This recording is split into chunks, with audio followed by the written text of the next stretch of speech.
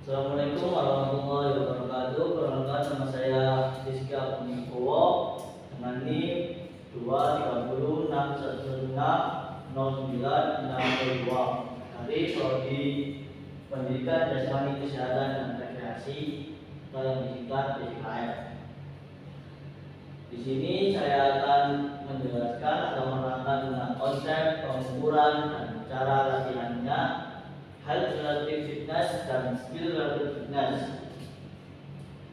Lebih tepatnya yaitu komponen-komponen yang berada dalam health relative fitness dan skill relative fitness. Apa saja komponen health dan skill relative fitness ini?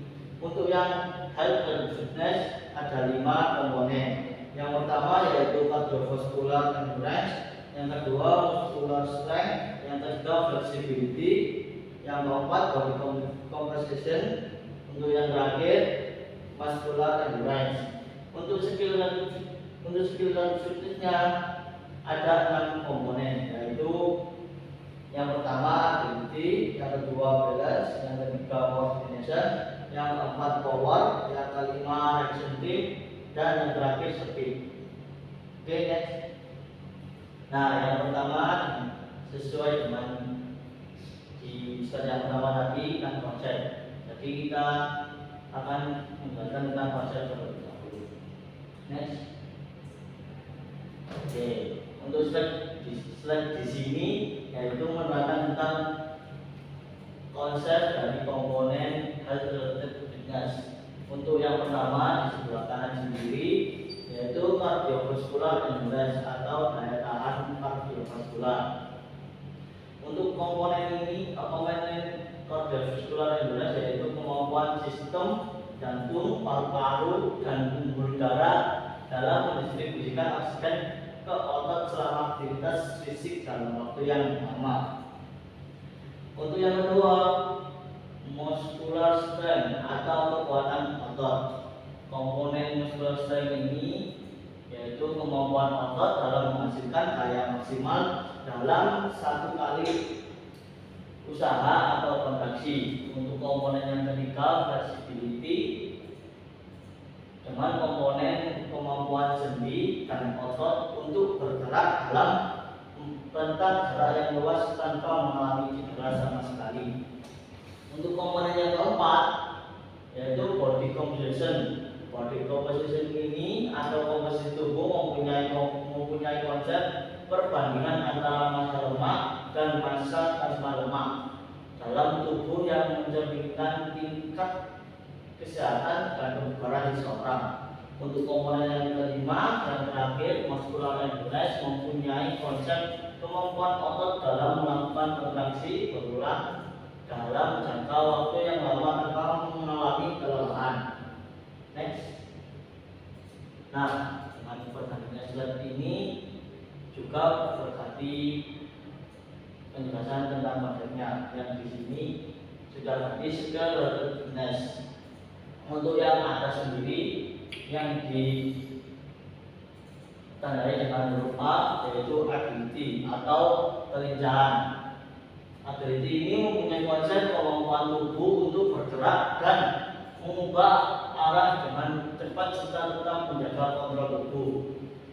Yang sebelah kanan yaitu base yang ditandai dengan huruf B atau balance, yaitu keseimbangan. Mempunyai konsep kemampuan untuk mempertahankan posisi tubuh secara statis atau dinamis dalam keadaan apapun. Untuk di sebelah kiri yang ditandai dengan huruf C yaitu coordination atau koordinasi, mempunyai komponen kemampuan untuk mengontrol dan mengintegrasi gerakan tubuh secara efektif dan efisien dalam melakukan aktivitas tertentu. Oke, next.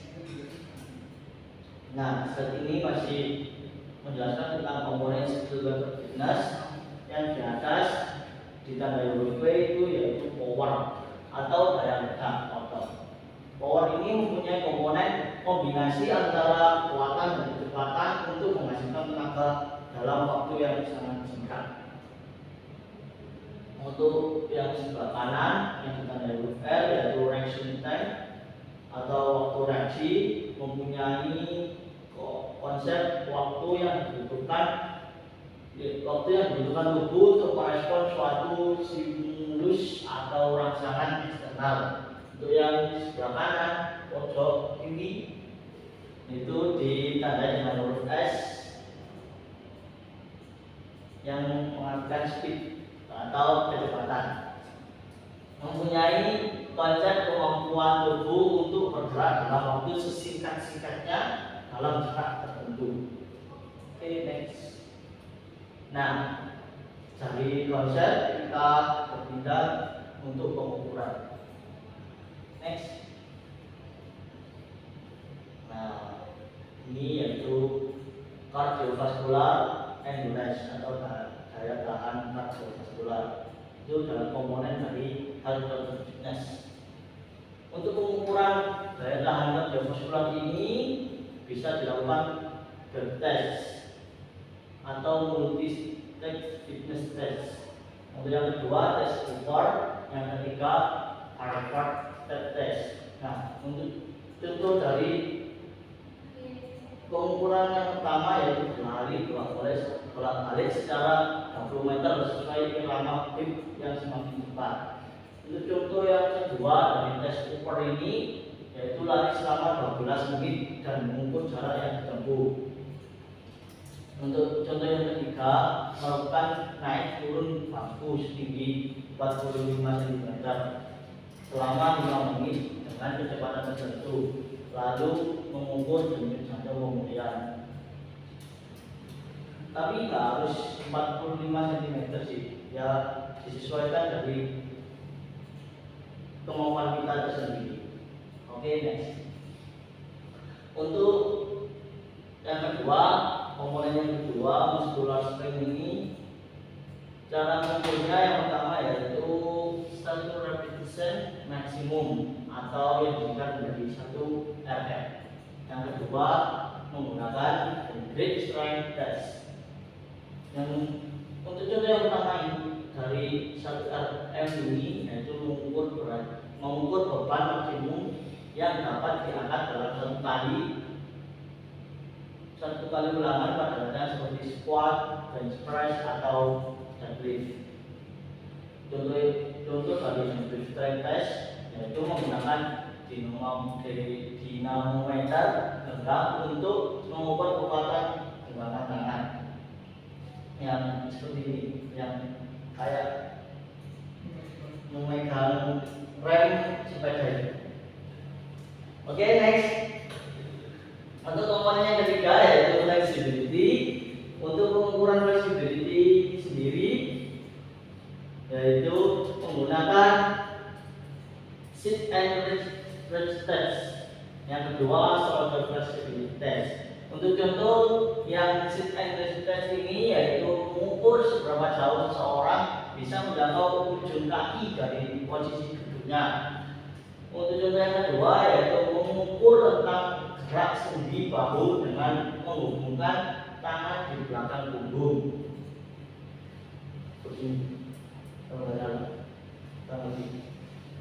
Dan next.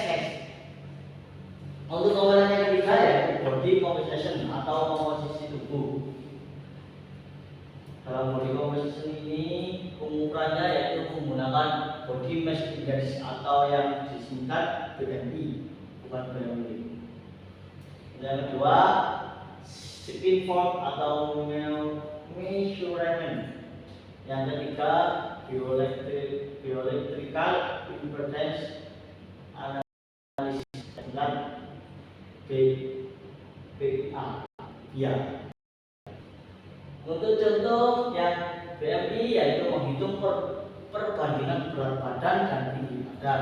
Untuk yang contoh yang kedua dari skin form yaitu menggunakan kaliper untuk mengukur ketebalan lipatan kulit di beberapa bagian tubuh tertentu. Untuk contoh dari pengukuran bioelectrical atau BIA ini yaitu menggunakan alat yang memiliki arus listrik untuk mengukur persentase lemak tubuh. Oke, next. Nah, Komponen berikutnya yaitu muscular endurance atau daya tahan otot. Daya tahan otot ini sering sekali pengukurannya seperti yang bisa dihitungkan dalam sehari-hari. Contohnya yaitu push up test, sit up test, atau plank test. Untuk push up yaitu menghitung jumlah push up yang dilakukan dalam waktu tertentu. Jadi ada batasannya. Contoh seperti 5 menit harus mendapatkan push up apa untuk mengukur daya tahan otot. Sama halnya seperti sit up, plank juga bisa digunakan dengan menerapkan batasan waktu. Oke, next. Nah, sekarang berpindah ke skill relative fitness. Untuk pengukuran skill relative fitness ini dan dari komponen yang pertama yaitu menggunakan Illinois Ability Test. Yang kedua menggunakan T-test. Untuk contoh Illinois Ability Test ini yaitu berlari melewati rintangan dalam pola zigzag atau berlari zigzag. Untuk yang contoh T-test ini berlari dalam pola T atau menggambar garis T terlebih dahulu terus berlari mengikuti garis yang berbentuk T itu. Untuk yang kedua, komponen yang kedua yaitu balance atau keseimbangan. Komponen ini bisa diukur dengan stroke strength test. Yang kedua, yield balance test. Untuk contoh stroke strength test ini yaitu berdiri dengan satu kaki di atas lutut kaki lainnya dan mengukur berapa lama posisi ini bisa dipertahankan. Jadi yang dikasih batasan waktu seberapa kita bisa untuk melakukan berdiri dengan satu kaki. Untuk contoh yang Y balance test ini yaitu mengukur keseimbangan dengan mendorong kaki ke berbagai arah sambil tetap bertumbuh pada satu kaki. Maksudnya dia di sini yaitu menggerakkan kaki sampai badan membentuk huruf Y. Nah, yang ketiga yaitu coordination. Coordination ini mempunyai pengukuran dengan yang pertama wall toss test, yang kedua alternate hand wall toss. Yang contoh yang pertama dari wall toss test ini melempar dan menangkap bola tenis ke dinding dengan satu tangan selama 30 detik, lalu menghitung jumlah tangkapan yang berhasil. Untuk yang kedua, contoh dari alternate hand ini yaitu melempar bola dengan satu tangan dan menangkapnya dengan tangan lain ke dinding. Jadi harus sama untuk latihannya. Untuk contohnya wall toss test ini atau alternate hampir sama-sama melempar bola ke dinding. Oke, next. Untuk yang komponen keempat, power atau daya ledak bisa diukur dengan vertical jump test. Untuk yang pengukuran kedua bisa menggunakan standing board jump. Untuk contoh vertical jump test ini yaitu mengukur tinggi lompatan dari posisi diam. Untuk contoh standing board jump ini bisa mengukur jarak lompat ke depan di posisi berdiri.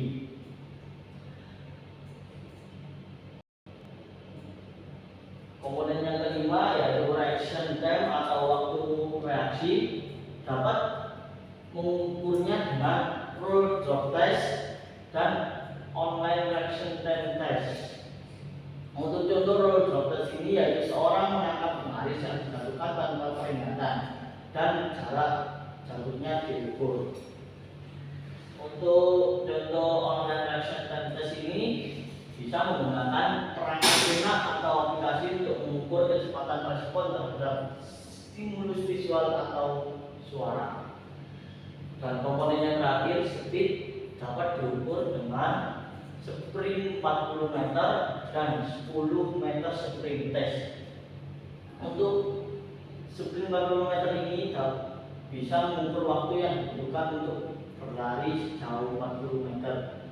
Itu bisa mengetahui seberapa kecepatan kita saat berlari 40 meter. Untuk yang 10 meter sprinter ini mengukur akselerasi dalam jarak pendeknya. Oke, next.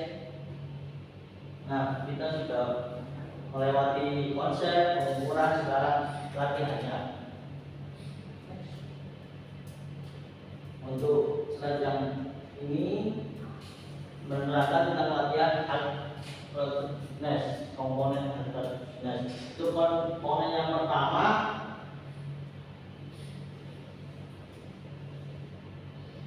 Untuk komponen yang pertama, kardiovaskular endurance atau daya tahan kardiovaskular. Untuk latihannya sendiri ada beberapa macam. Yang di situ ada tertulis 5.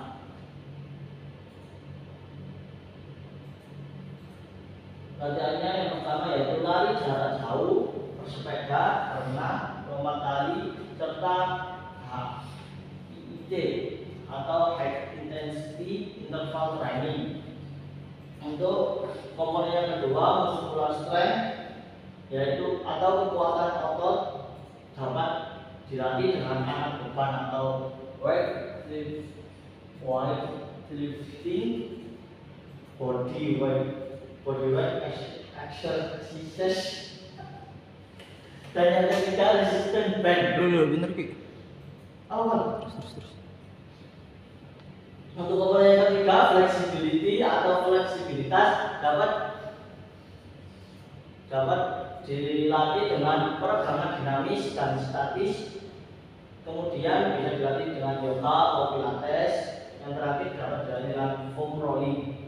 Untuk komponen body composition atau kondisi tubuh ini dapat dilatih dengan latihan kardio, latihan kekuatan, mengatur pola makan, dan menjaga hidrasi dan tidur yang cukup supaya dari latihan-latihan ini supaya bisa membentuk tubuh menjadi lebih bagus. Untuk komponen yang terakhir, muscular endurance atau daya tahan otot ini dapat dilatih dengan latihan beban, circuit training, latihan body weight, dan yang terakhir latihan isometrik. Oke, next. Sekarang latihan dari skill related fitness. Untuk komponen yang pertama, agility atau kelincahan, bisa dilatih dengan shuttle run. Yang kedua, leader drills. Yang ketiga, pull drills. Next.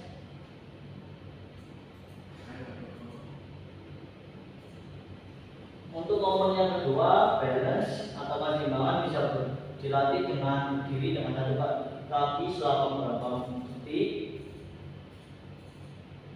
Yang kedua, yoga atau tai chi.